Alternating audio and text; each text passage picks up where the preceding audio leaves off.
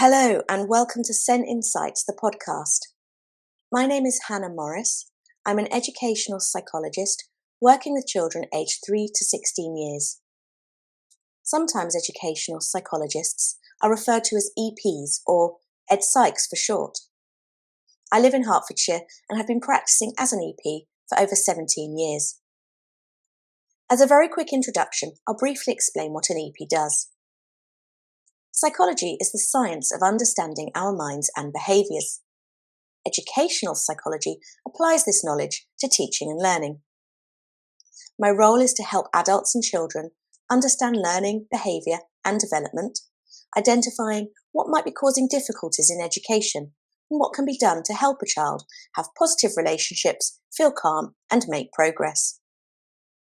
The majority of my work is with children who have special educational needs, or SEN for short. A child with special educational needs may require different teaching approaches or additional support so they can access what is taught and show their knowledge and skills. Today's podcast is focusing on dyslexia. I'm going to answer some questions from parents and educators, exploring topics such as assessment and diagnosis, motivating children with home learning, exam access arrangements, and the best approaches to help children learn when they have a dyslexic mind.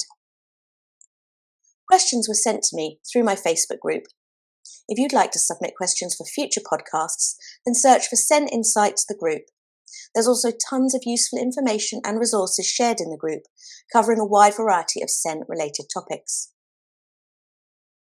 So a natural starting point for this podcast is for me to explain what dyslexia is. For most children, literacy begins with being able to listen and speak. Then we learn to read, write and spell. I like the definition from the National Literacy Trust that says literacy is the ability to read, write, speak and listen in a way that lets us communicate effectively and make sense of the world. All minds are different, but a dyslexic mind has particular differences that make it very hard for a child to acquire literacy skills, particularly reading and spelling skills, at the word level. The literal meaning of the term dyslexia is difficulty with words. However, these word level difficulties can impact all aspects of literacy and learning. For example, some children will struggle with reading comprehension, understanding what they read, because they are putting so much effort into decoding individual words, they can't focus on the meaning of what is read. And they may not notice if they make mistakes that change the meaning of what they are reading. The same can be seen in writing. Some children with dyslexia concentrate so hard on how to spell a word, they lose track of what they are trying to write and don't produce as much written work as their peers. About 10% of the population have dyslexia. This is an average of 2 to 3 children in every mainstream class. Historically, more boys have been identified with dyslexia than girls, though recent research is exploring whether this relates to brain differences or reflects how girls are underdiagnosed because they present differently when trying to cope with their specific learning differences. Before I begin answering questions, I'd like to spend a couple of minutes clarifying some myths and facts about dyslexia. Myth number 1. Children with dyslexia can't read because they are lazy. This is not true. In fact, in the 17 years I've been practicing as an EP, I've genuinely never met a lazy child. I have met children who avoid learning because they feel stressed, anxious and exhausted. But usually they're actually dyslexia has strong genetic links and is the result of differences in the brain. The grey and white matter that are essentially the building materials of our brain are structured differently and operate differently, particularly when it comes to processing information and then transferring information around the brain. Children with dyslexia struggle with something called phonological awareness. This is the brain's ability to make sense of and work with sounds in words. Some examples of phonological awareness include being able to rhyme, matching sounds at the start, middle and end of words, separating and blending sounds in words, and linking individual and groups of letters to the sounds they make. So dyslexia is essentially a difference in the brain that affects a child's ability to learn to read and spell. Myth number 2. Having dyslexia means a child is stupid and will fail at school. Incorrect. Dyslexia is a specific learning difficulty, which means it is found in children with all levels of intelligence. If a child's individual needs are understood and teaching methods are adapted, then a child with dyslexia should be able to achieve an education at the level typically expected for their age. In fact, many children with dyslexia have intellectual strengths or particular talents due to the makeup of their brain, especially in sports and the arts. Many entrepreneurs owe their success to creative thinking and exceptional problem-solving skills. If you like, you can Google famous people with dyslexia for inspiration. I should note that it is common for children with dyslexia to have other additional learning or developmental differences, so these would also need to be accommodated in order for the child to be successful at school. Some children have general learning difficulties, which affect all aspects of learning and development. This is different from dyslexia, which primarily affects literacy skills. However, a child can have both general and specific learning needs. Myth number 3. Children with dyslexia are naughty. Great big no to this one. You cannot tell if a child has dyslexia based only on their behaviour. Some children might express their frustrations through being disruptive at school to avoid learning tasks, but others may mask their difficulties by sitting quietly and getting help from friends. It's important to remember a child's behaviour is a way for them to communicate or cope with something. If a child with dyslexia avoids and masks, it may be they are worried about feeling embarrassed, making mistakes, and not wanting to look different. Myth number 4. Dyslexia means a child will never learn to read and write. Actually, children with dyslexia can learn to read, spell and write, but they will have to work much harder than other children their age, and it will likely take them longer than their peers. Fortunately, there are many well-evidenced programs and teaching strategies that can be used to help, and I'll share some of these later on.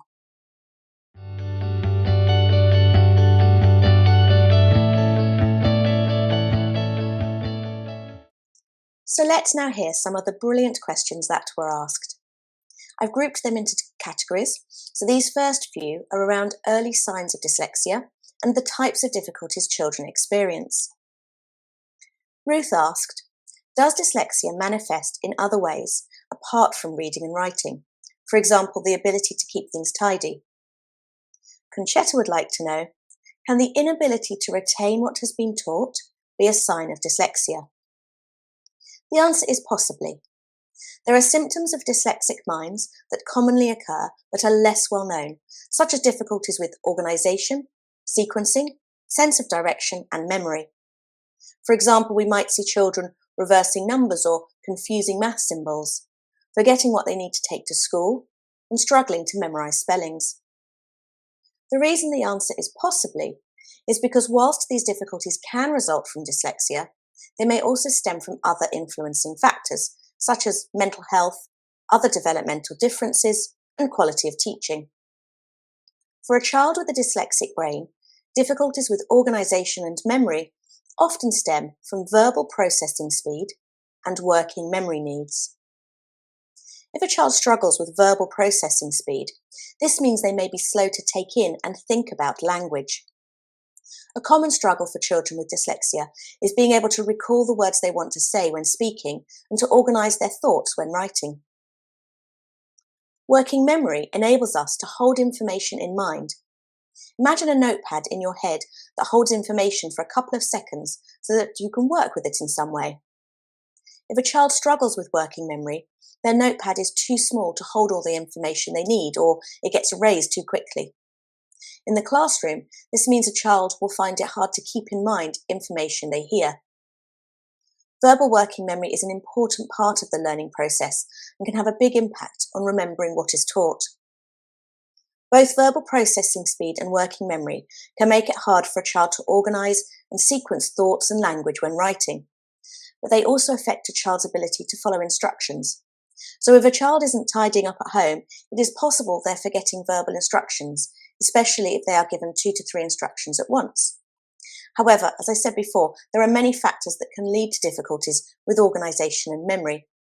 The best way to get a clear understanding of your own child's individual needs is to have an assessment, to rule out additional difficulties, and to get clarity as to what dyslexia means for your child should a diagnosis be made.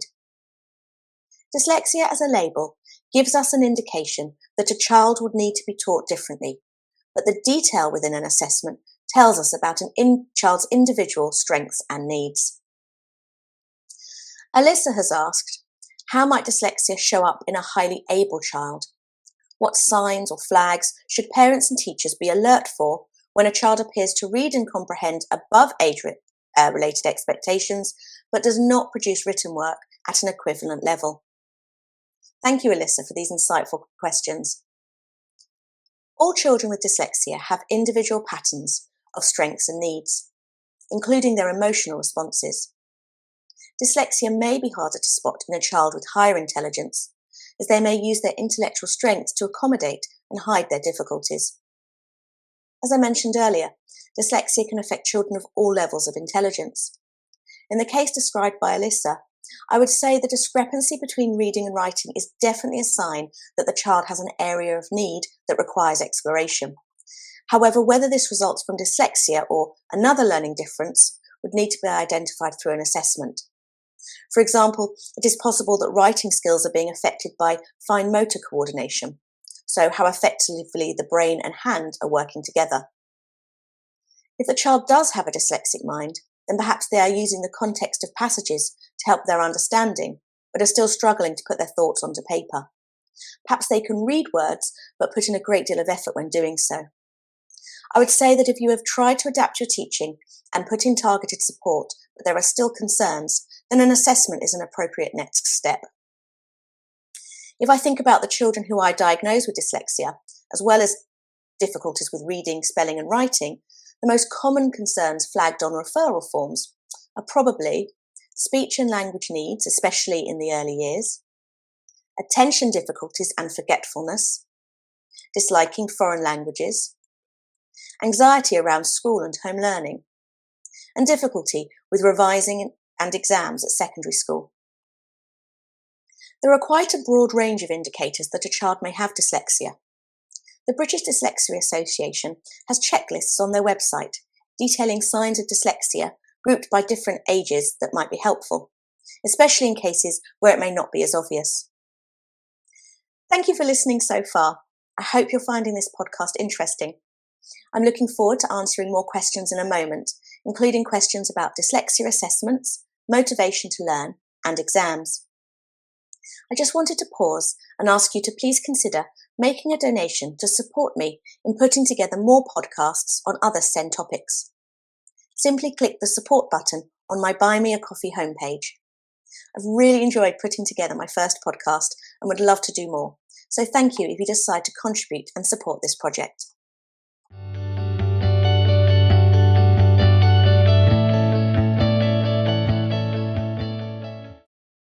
The next set of questions relate to assessment and diagnosis. They're great questions and ones I'm often asked. Helen would like to know, how do you go about the process of getting a child assessed for dyslexia? And Laura has asked, if I've had an EdPsych report, would they pick up if my son had dyslexia, or do I need him assessed privately? Also, how long is the waiting list on the NHS, and can I ask the school to have an assessment carried out?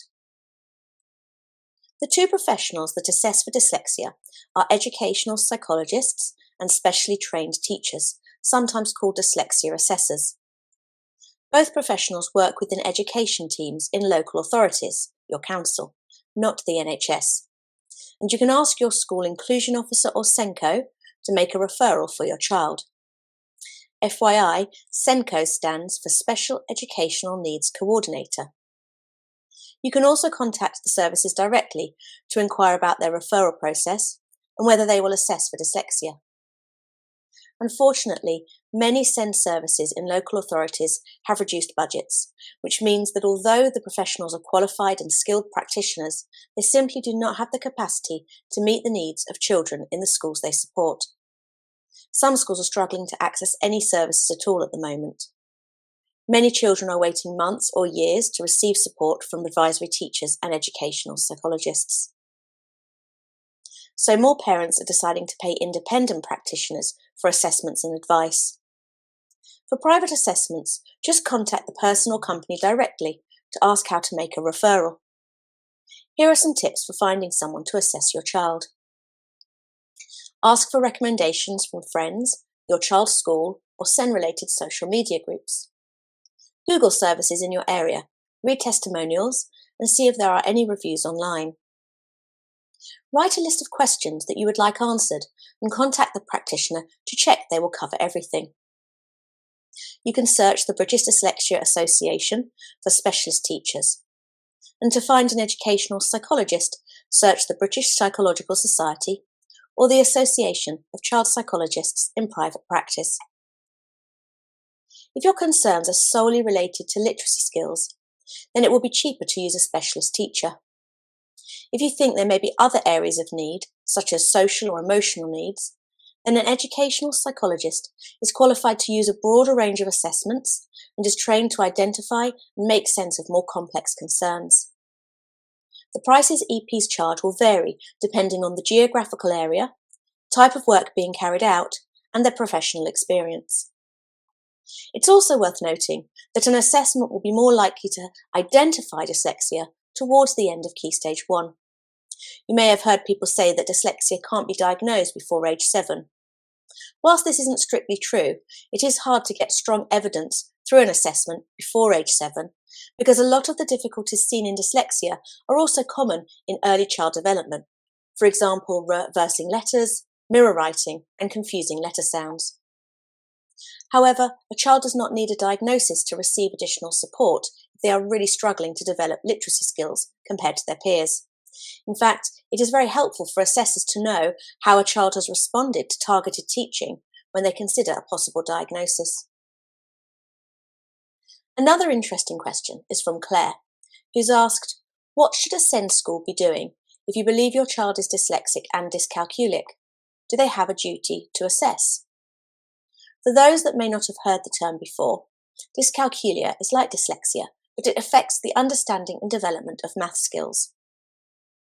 All schools, SEN or otherwise, have a duty of care to do what is reasonably possible to try to understand a child's needs and support them accordingly.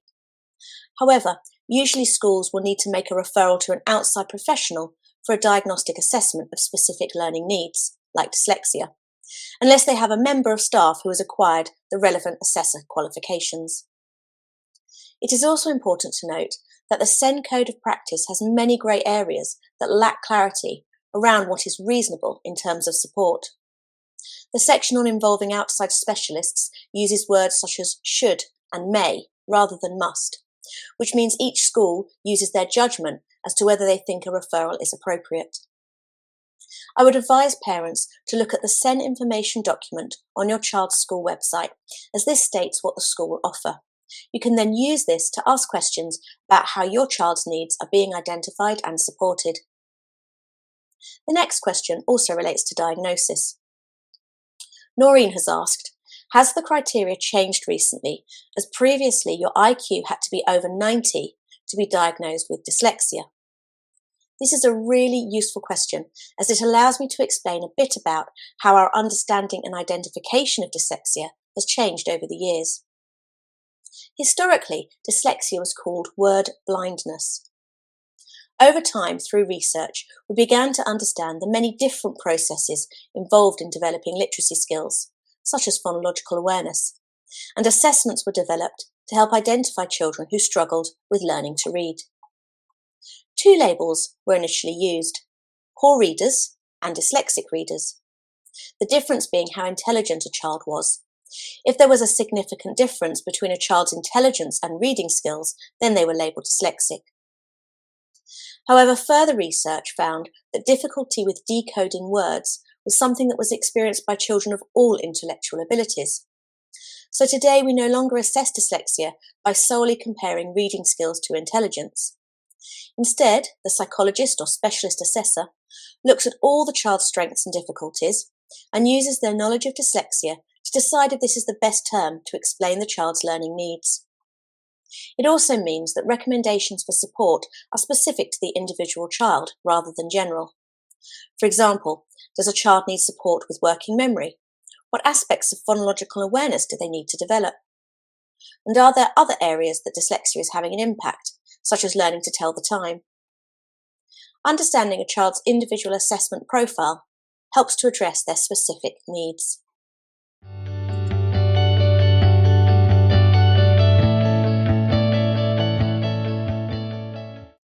Okay, so next we have a great question from Joe, who says, "My son is diagnosed dyslexic, but I don't know if he has any visual processing issues. How can we find out?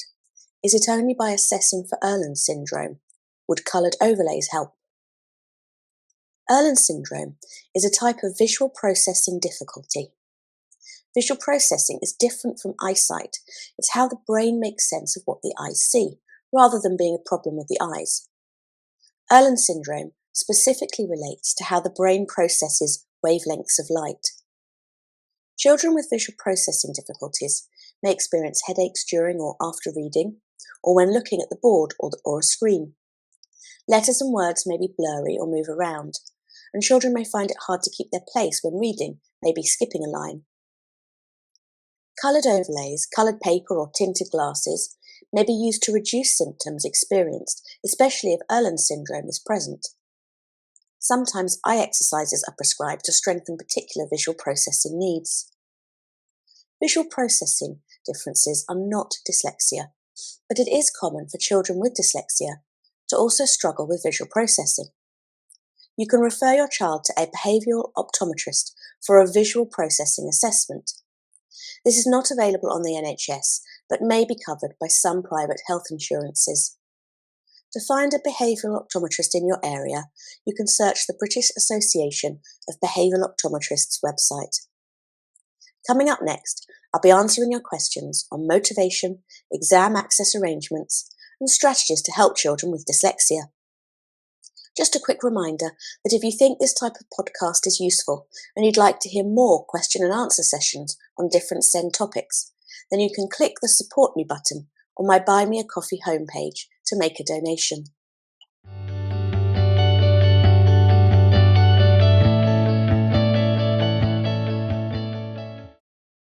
The next set of questions are about motivation, something quite a few people have asked about. Emma would like to know how to keep a child with dyslexia motivated to do homework when the school day is so demanding. Giselle would also like to know how to motivate children with dyslexia to learn, particularly with GCSE level subjects, when they really don't want to study or see the point. Fantastic questions. I think sometimes the emotional needs of children with dyslexia get overlooked or are misunderstood, so it's an important area to explore. I would like you to imagine that you're going on a long journey where you're driving for 3 to 4 hours. If you're like me, when you arrive at your destination, you feel exhausted from the effort of concentrating and need a good stretch. Now imagine being asked to do the same drive 5 times a week, Monday to Friday.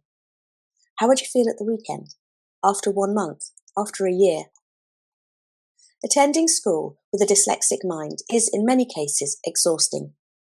Children may experience feelings of frustration and disappointment. They may get confused and worry. They may not realise they are working harder than their peers, then become disheartened when they can't do what their friends can, sometimes self-labelling themselves as stupid. Many children with dyslexia will have emotional outbursts because they are so tired from the effort of learning and present with lower self-concept, a more negative general perception of themselves. So as parents, when you ask your child to do their homework, it's likely that all these negative feelings will come rushing to the surface. Just like you wouldn't want to do any more driving in the evening or at the weekend, your child can probably think of a million different things they would rather do than homework. When children try to avoid doing home learning, they're really trying to avoid how the homework will make them feel. There is no easy fix, but a great place to start, and hopefully reduce the tears and arguments, is to spend some time exploring how your child feels about learning and letting them know you understand how they feel. There are lots of great books and games that can be used with children to explore emotions. I love the book How Are You Feeling Today by Molly Potter to share with primary school children. And resources by Tina Ray are great for helping teens with their emotions. Also, the Childline website has a toolbox full of games and ideas to make sense of feelings. Try not to be tempted to jump quickly to solutions. It is really powerful for children to hear adults acknowledge their emotions. Try simple phrases like, "I can see this makes you feel ... or "I think you're saying that doing ... makes you feel ... A good tip is to have some visual symbols or emojis that your child can point at if they find it hard to express their feelings in words, and you can encourage and model this yourself. As well as addressing your child's emotional needs, what else can you do to help motivate them? Children are motivated by internal or external factors. They are motivated by things they want and are important to them, as well as how people and places make them feel. These are internal factors. Or they are motivated by something that they will get or something that will happen. As parents, we often use external incentives, such as treats, to encourage our children to engage in home learning. Whilst these can sometimes have a positive impact, they tend to be short-lived because the reward no longer outweighs the negative emotions associated with the schoolwork. After driving 4 hours a day for 6 months, what kind of incentive would you need to do it again the next day? So you'll probably have more success focusing on internal factors. I have some tips for you on how to achieve this.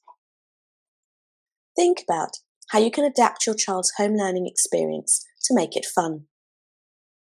When children are having fun, they are smiling, maybe laughing, and lots of lovely happy chemicals are released in their brain.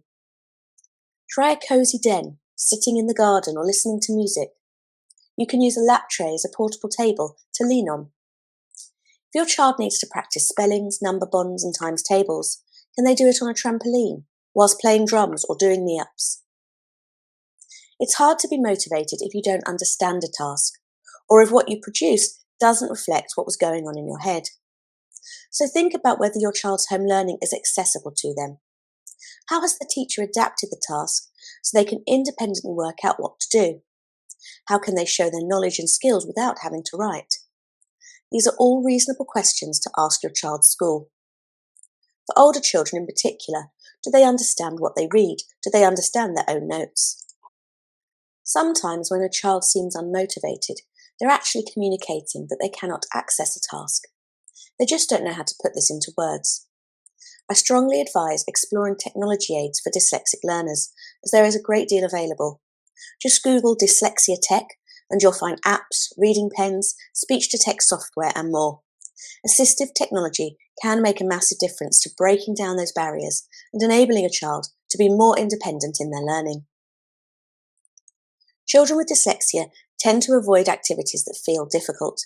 Even if they're capable of carrying out a task, the effort of doing so can be overwhelming. What can you do to make home learning feel easier for your child? At primary school, most home learning is about rehearsing skills and consolidating knowledge already taught. Ask your child if they would like you to read or write for them. Would they like you to show them how to do the first question?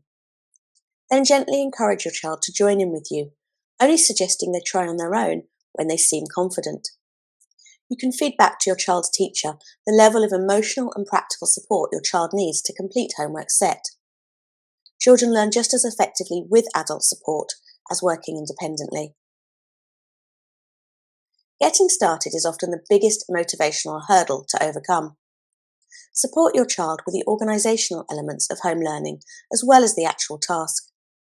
Remember, they may struggle with concentrating for long periods, and fatigue affects our ability to use memory skills. So encourage your child to work in short bursts and take regular breaks. The website Smart But Scattered has some free resources parents can use to help with organisation skills at home. Children tend to be more motivated when they understand the purpose of a task.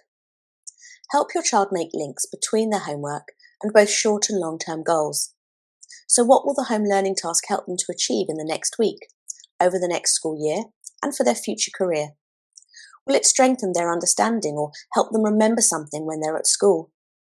For secondary school children, it can be useful to visually map out career routes for different areas of interest. If your child is interested in becoming a vet, or a dancer, or a computer game designer, what steps do they need to take to achieve their ambitions? Literally draw this out and discuss with them. My final tip is to reflect on whether your child has a sense of achievement after completing their home learning. This is important as it will increase their motivation for the next piece of homework.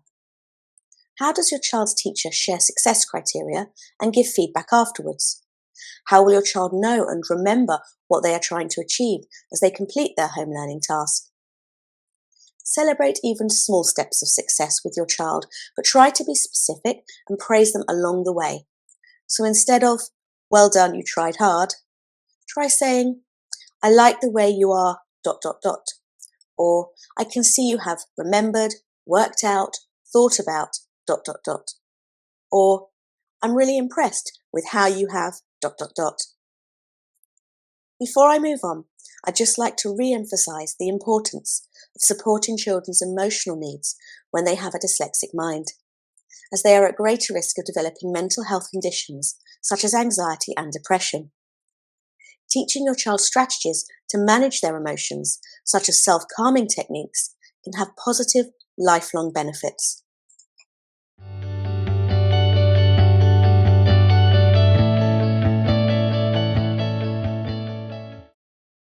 Next, we have some questions that relate to exam access arrangements.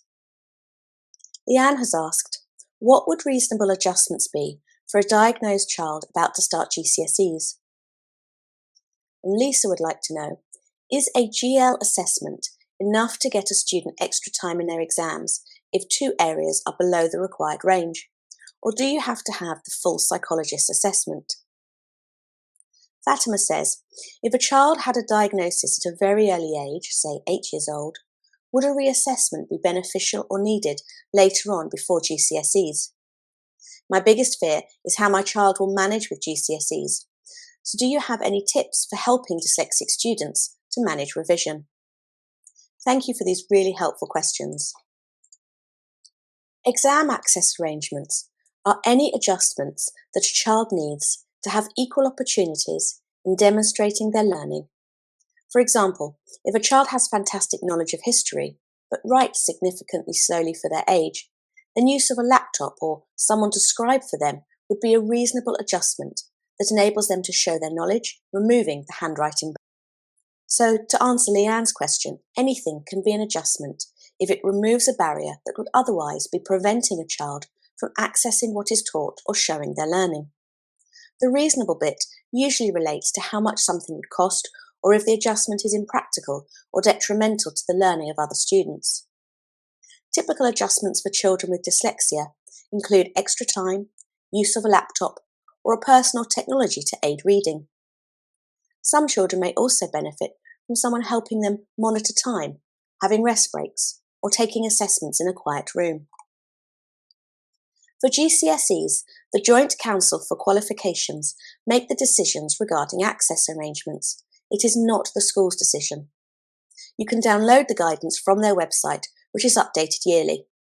They have very strict criteria for each type of access arrangement, some of which need to be requested on specific forms.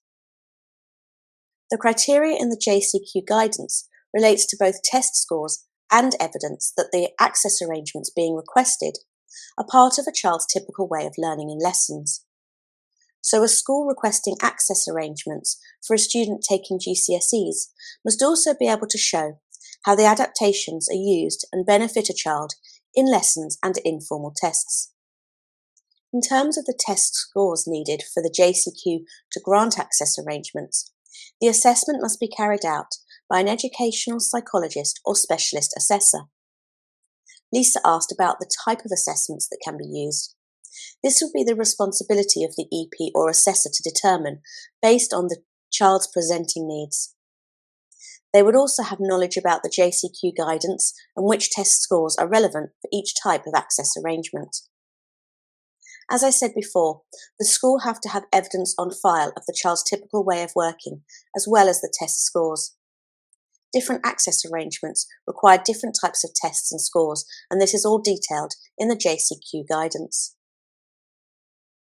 Fatima's question is an important one. Do children need to be reassessed if they are diagnosed in primary school? The answer is yes. At present, the JCQ will only accept test scores dated from Year 9 onwards. This does not mean your child needs to be reassessed for dyslexia, but they will need certain tests carried out to explore things like writing speed, word reading skills, and cognitive skills of processing and remembering information. Most secondary schools now employ assessors to carry out access arrangements tests for GCSEs. I would advise you speak with your school inclusion coordinator or SENCO to find out about their specific process. You can employ an independent EP or assessor, but there has to be an established working relationship with your child's school before the assessment takes place, so make sure to ask the private practitioner about this. Fatima also asked for some revision tips for children with dyslexia studying for their GCSEs. If possible, I recommend finding a teacher or tutor trained in dyslexia to work with your child on developing dyslexia-friendly study skills. This could be a teacher in your child's school or a private dyslexia tutor. They can support your child to reflect on their personal learning preferences, as well as teach them revision techniques that work well for dyslexic minds. There are also dyslexia study skills guides available. I like the one by Anne-Marie McNicholas as it covers exam anxiety as well as practical revision strategies. There's actually a question specifically about tutoring from Nicola, who says, is there any evidence to support that additional tutoring with someone specialising in dyslexia can help a child to reach their potential whilst at secondary school? A review carried out in America in 2020 found that additional targeted teaching, or tutoring, made a significant difference on learning outcomes, though interestingly, the impact was greater for younger children and when the additional lessons were carried out at school. Other research has shown that targeted phonological reading interventions help to develop some of the brain systems that underlie skilled reading. What we know from research is that additional targeted teaching that follows a programme with a strong evidence base can make a difference for a child with dyslexia in learning to read and spell. There are less programmes available for secondary age students, but there are still some with a good evidence base. Usually the programmes are taught at school or with a private tutor, though there are some that parents can use at home. When it comes to secondary age students, dyslexia tutors will likely focus more on developing a child's cognitive skills, so they are better able to learn and study, plan and organise their writing, rather than, say, teaching spellings. Coming back to Fatima's request for revision tips, here are some you can take away with you and share with your child. Start by focusing on organisation and planning. Encourage your child to make everything visual rather than keeping plans in their mind. Use resources to help monitor the passing of time, such as a watch that beeps, but make sure it's a tool that your child finds helpful, not stressful. Print, write and type with colours and fonts that feel most comfortable for your child. Some children with dyslexia find it much easier to learn through talking, so group revision sessions with friends might be helpful. Encourage your child to memorise information, especially facts, by hearing, seeing, speaking and doing. The dyslexic mind remembers best when it learns and reviews information through different approaches. We call this multisensory learning.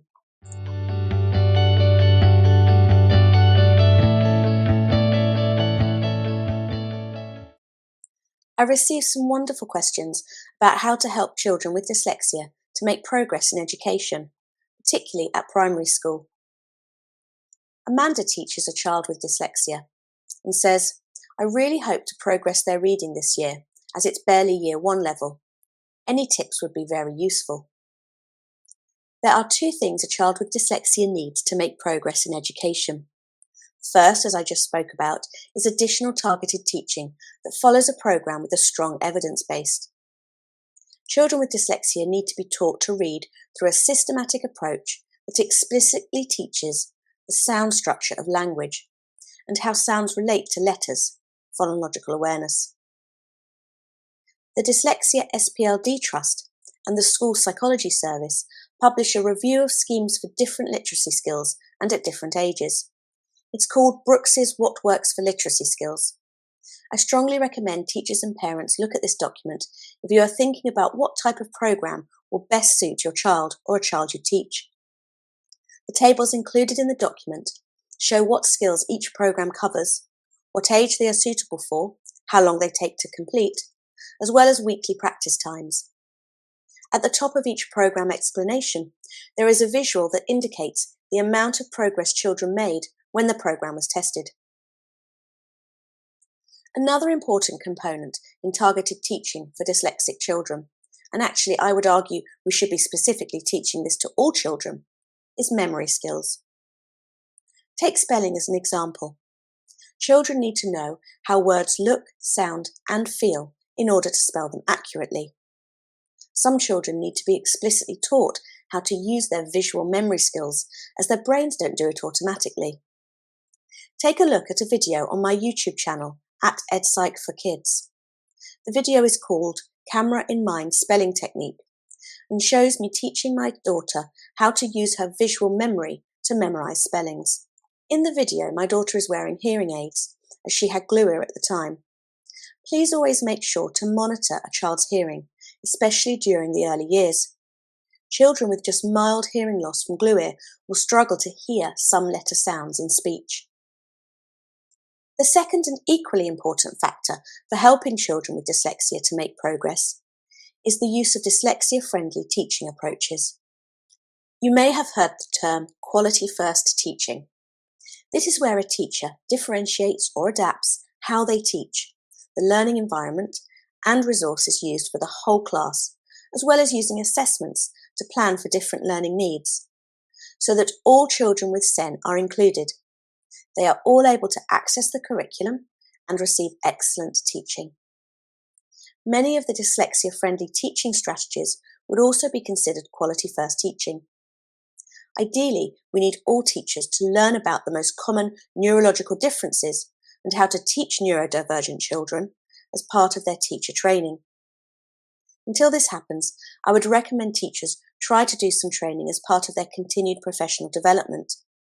There are tons of online courses, including some cheap or free. Try the ones by the Helen Arkell Dyslexia Charity on their website and YouTube channel. Amanda, you may also find it helpful to look up the infographic called Scarborough's Reading Rope. It highlights the multiple strands of word recognition and language comprehension skills that are needed for efficient reading to develop. It may be the child you are teaching needs additional support in a strand you haven't yet focused on. Emma would like to know how to close the gap between a child with dyslexia and their classmates, how to manage high intelligence with low attainment due to dyslexia. Here the answer is simple, but unfortunately does not always happen in practice. If the dyslexic barriers to learning are removed, if they are effectively accommodated for, and the child's emotional needs supported, then there is no reason why they should not achieve their potential. We absolutely want high expectations for all children that they will learn to read and write.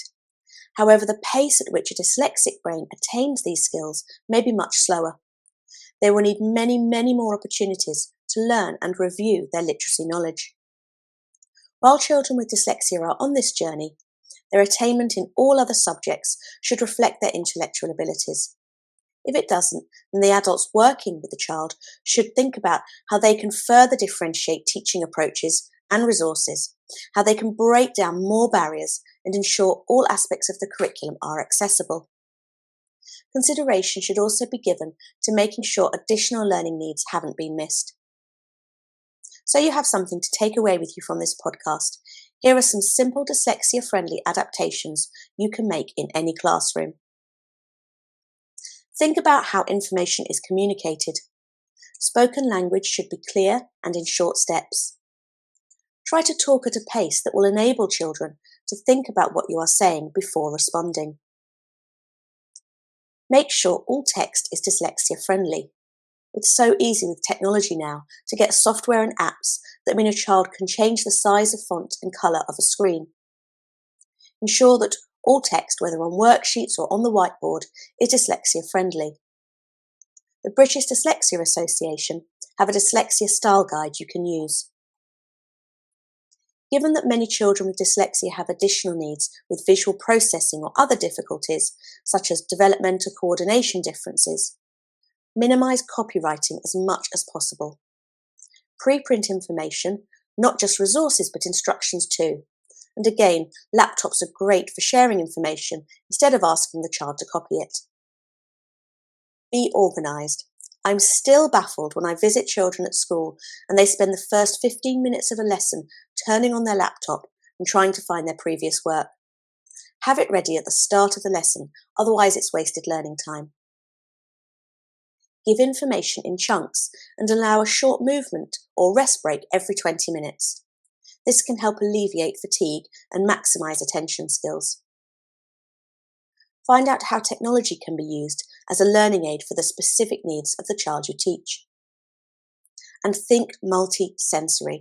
How can you teach the same concept or skill in different ways, engaging the child's different senses? Most teachers will naturally consider how information is spoken and shown visually.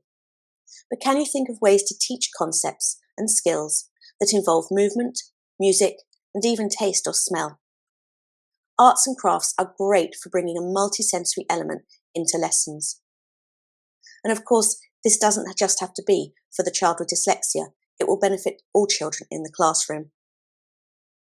There's an example on my YouTube channel, @EdPsych4Kids, of how I used multisensory activities for helping my son develop his handwriting skills. Our final question for this podcast is from Molly, who says, "My son is dyslexic and also has hearing difficulties. He struggles with his speech and has ADHD, which stands for Attention Deficit Hyperactivity Differences. I would like to know how to close the gap in his learning, as he is below his classmates. He really finds it hard to read. What can I do to help support this? His attention span is not great and he hates writing. How can I help him?" Thank you for your question, Molly. I'm sure many parents listening will be able to relate. It sounds like your son has more complex special educational needs. I hope that the information in this podcast has given you some tips and useful starting points. However, as there are numerous factors that could be contributing to your son's literacy and attention difficulties, it is important that these are fully explored to inform the best approaches for his education. This can be done through an educational psychology assessment. If you have not already done so, then it is also advisable to request an education, health and care assessment. You can find information about this at the website IPSEA, IPSEA, and should also speak with your school SENCO for advice. Thank you to everyone for your fantastic questions. I'd like to finish by saying that dyslexia is a very useful label to help us know about a child's learning needs and how they can be taught, but it doesn't tell us who a child is as a person. They may have a dyslexic mind, but they are not defined by it, and certainly do not need to be limited by it. The aim must always be for children to thrive in education, not just cope. Hopefully this podcast has deepened your understanding of dyslexia and given you lots of useful strategies to take away with you. If you would like to hear more podcasts with questions and answers about other SEN topics, please click the Support Me button on my Buy Me a Coffee homepage and leave a message with suggestions of topics you would like me to cover next. You've been listening to a SEN Insights podcast by Hannah Morris at EdPsych4Kids. Please share with your friends, family and colleagues who might also be interested. Thank you for joining me and I hope you have a great week.